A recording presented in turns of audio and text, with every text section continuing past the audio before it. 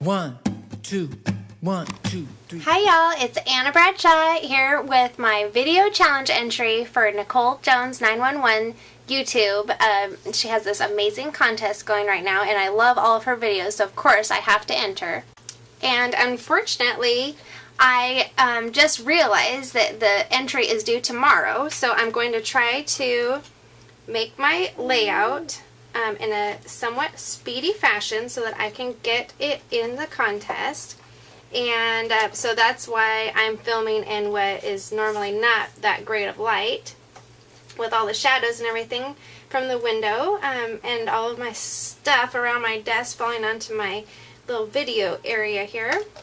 But anyway, the first thing I did was put some mist on it because that was one of her challenge requirements, and so I just took the dopper out and sprayed it. But then I thought, you know what, why not go crazy, my usual fashion, and I went ahead and sprayed some more on it. Let's see how that works out. Okay, so I went ahead and did something I don't usually do, and that is I hit my page with the heat gun. Now, I saw this page that I have from Simple Stories, and I love all of the things on it, but I don't think I'm going to use it the way it's intended, which is maybe to put the different pictures on the snapshots. So I'm going to use my X-Acto knife to cut out some of these.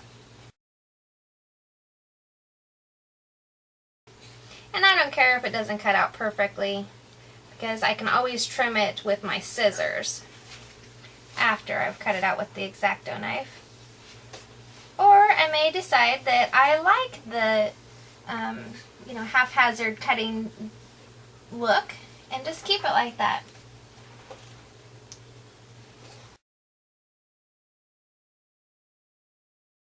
So there's the first one.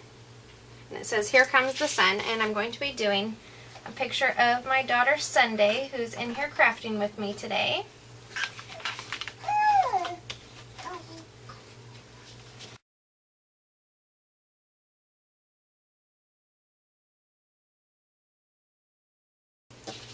Okay, I think that's all I'm going to do with that. Now, I'm going to try this trick that I learned, and that is to simulate the torn edge of the paper by making holes where the holes for the paper would be. Kind of hard on a crocodile once it starts getting those little chits. It makes it hard to see through to find out where you're placing the holes. Who can be bothered with turning it over? And then I just take my X-Acto knife and rip it through the hole. And if I use the back edge of my blade, it does a really good job of simulating that torn paper, and I just kind of crumple it with my fingers. Isn't that neat? Okay, so I've got my 3 embellishments, and they all have this stitching running through them, so that says to me that there's going to be a banner on the page. Okay, my original paper back out here. Not quite sure where my banner's gonna go yet. And I've got this gorgeous yellow, and even more gorgeous, my happy baby would be, but she has the best smile and just lights up my everyday. This photo was actually taken when we were camping a couple weeks ago, and this is her first thing in the morning waking up in the tent.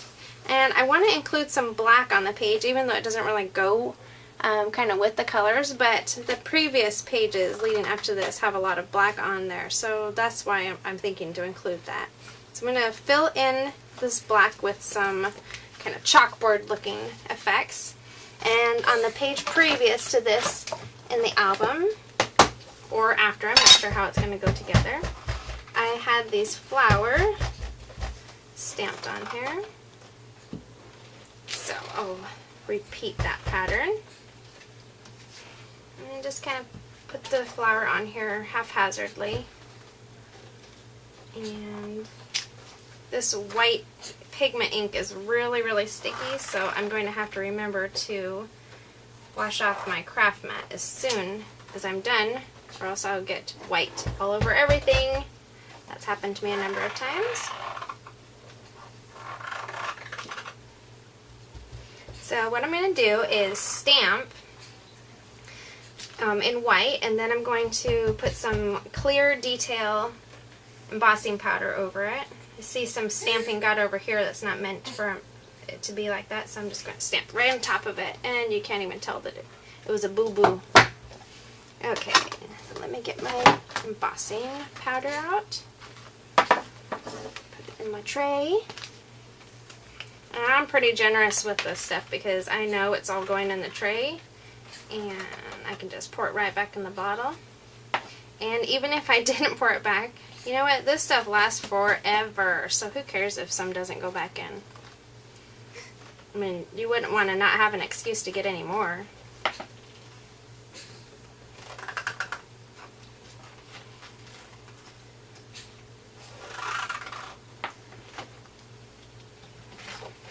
Okay, let me hit that with the heat gun. Okay, so I got that all embossed, and now I'm going to get my watercolor pencils out.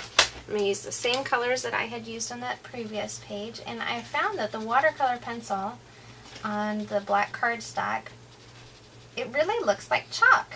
So I don't know if it's the texture of the watercolor pencil itself, or maybe just because I'm using a dull edge, but it turned out really nice. Froggy went a courting and he did right, with a sword and a pistol by his side. He rode till he came to Miss Mousie's door, where he'd often been before. Miss Mousie came a-tripping down, green glass slippers and a golden gown.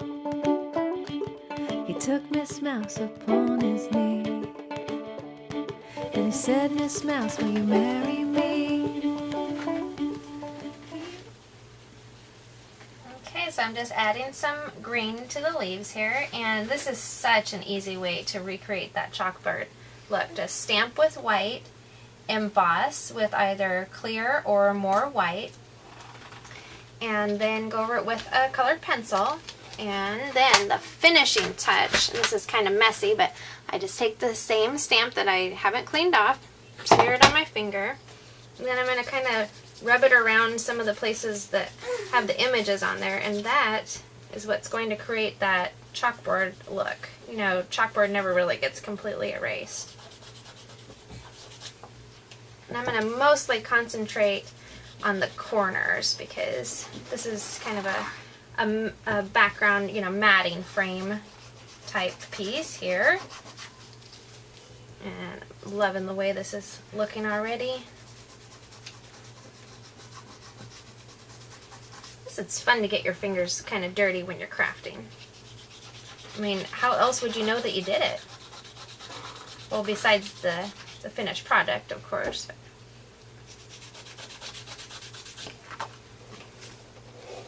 There, doesn't that look good?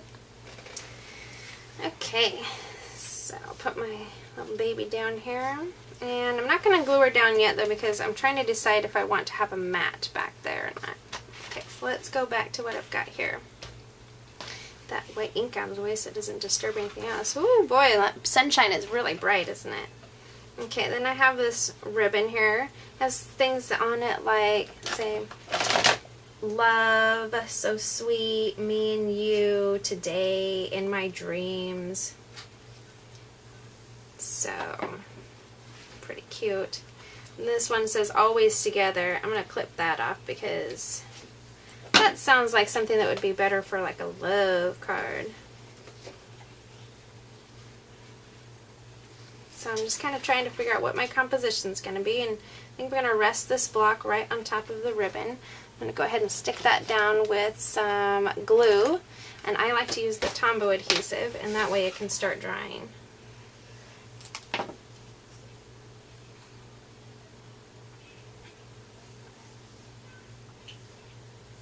Since I've got it out, might as well keep using it.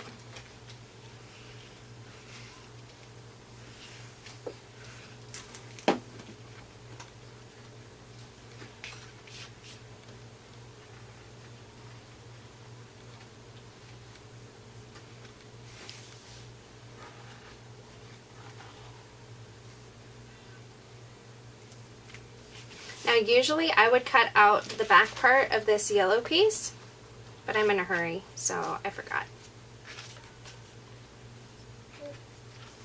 I'm going to do some pop-up adhesive on here. And I get this really cheap, so I'm going to use a big strip of it. Matter of fact, I'm going to use 2 strips of it.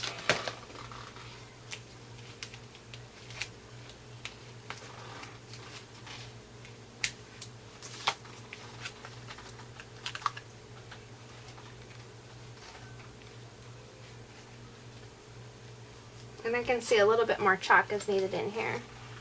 Ooh, good thing I didn't clean off that stamp block yet. There. Okay, so I said I wasn't going to cut out the back, but then I had to try, and I kind of made a mess of things, but who cares, it goes in the back. And I got a little strip of that paper, which is what I wanted, just a little bit of that background. I find there's no better way to coordinate some embellishments or some little add-ons around the page than to use the back of, you know, whatever plain kind of paper you've used, because oftentimes the other side is a bolder print. And I know they say the sides are A sides or B sides, but I can never figure out which is the A or which one is the B, so I just say the bold or the not bold. Okay, so that's stuck down. Let's go back to this banner here. And I'm going to use this one that says the little details as my journaling spot. And figure out which way I like this to go, and this is the way I like it to go. Guess. I'm trying to see, is this block even? Who cares? Okay. So I've got this kind of like a raffia wire here, and it occurred to me that that might be kind of cool for this banner, but it's not long enough, so then I'm wondering what I can make with this. So probably shouldn't use these scissors to cut metal, but it's already done now. What I'm going to make is just some simple little knots to kind of dress up what I'm going to do here, which is, I think I'm going to just use like a rub-on. Okay, so what I've got here is, I just had a sheet of rub-ons from Creating Keepsakes, and I cut off the part that was the stitching, and I'm just going to lay it down, and as I kind of move it along, I'll just put the stitches down wherever I want to. We'll start up here. Okay, so I've almost got all of my rub-on applied here. And no, I never did wise up and adhere these down, but what I did do was go around the edges with some chalk ink.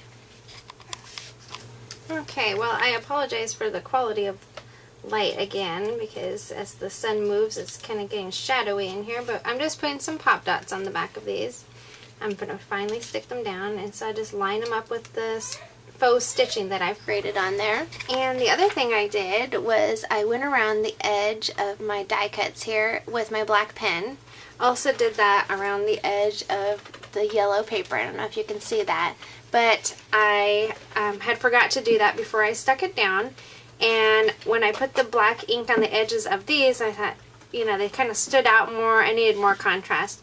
And I can't remember who it was I saw do this outlining. I know Mercy Tiara does this on all her papers. I don't remember who it was that did this on their embellishments. And anyway, I just thought it gave it a neat little touch. So I'm going to go ahead and stick those down too. Way down yonder in a hollow tree, an owl and a bat and a bumblebee, King Kong, kitchy, kitchy, kaimio. Without my Uncle Rat's consent, oh, I would not marry the president. My old rat laughed till he shook his sides, to think Miss Mousy would be a bride. What will the wedding supper be? 2 buttered beans and a black-eyed pea. What more will the wedding supper be? Buttercups and dewdrop tea.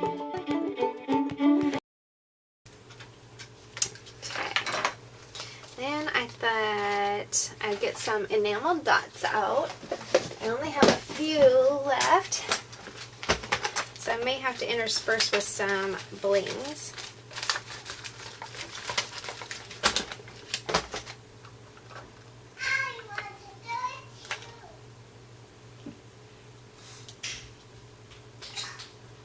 But I just want to add a little texture in here.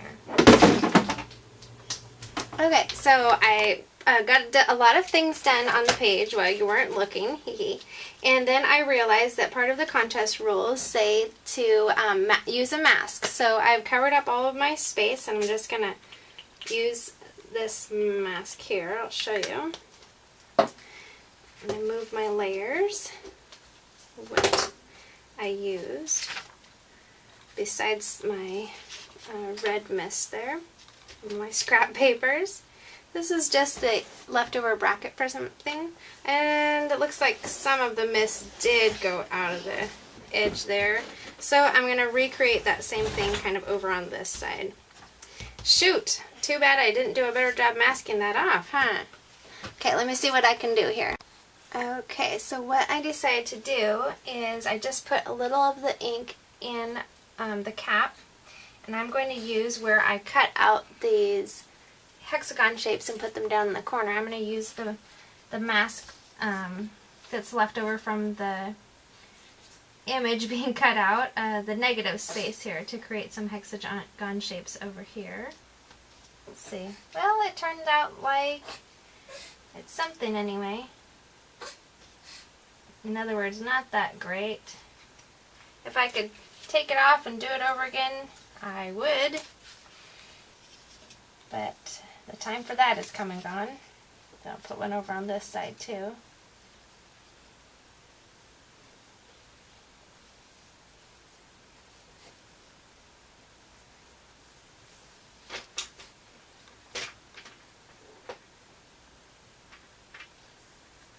And now my oldest daughter, Rainey, has joined us. Say hi, Rainey. Hi, Annie. Rainey is 2, and she's a prolific artist.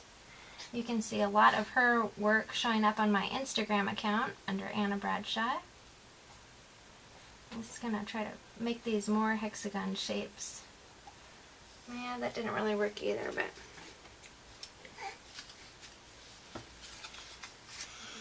sometimes things don't turn out the way you want them to, do they, Rainey? Yes. Yes. But it's fun to try anyway. What I didn't count on was the ink spreading, this mist spreading. Yeah, I wish I had not done that, but it's already done, so let's try to do the same kind of thing over on the other side with that. Right here, okay? Yeah, we can do this one. Well, that ties the two sides together anyway.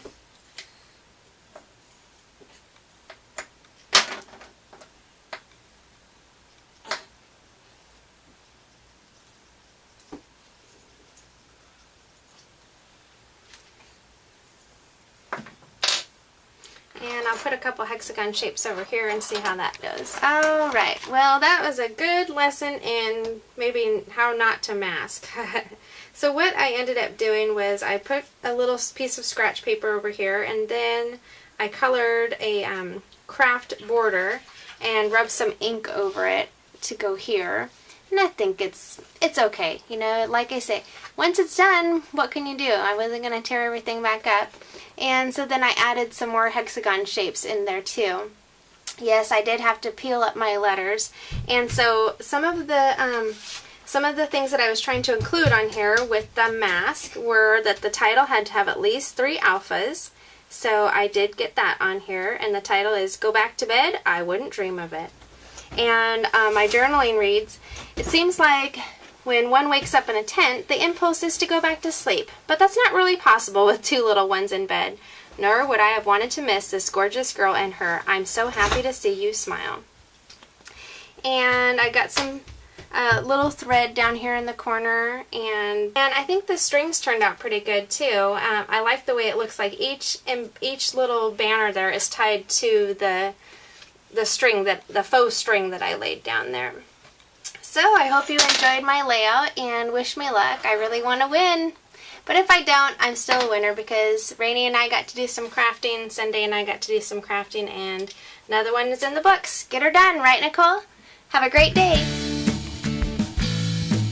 I'm a run, run race car.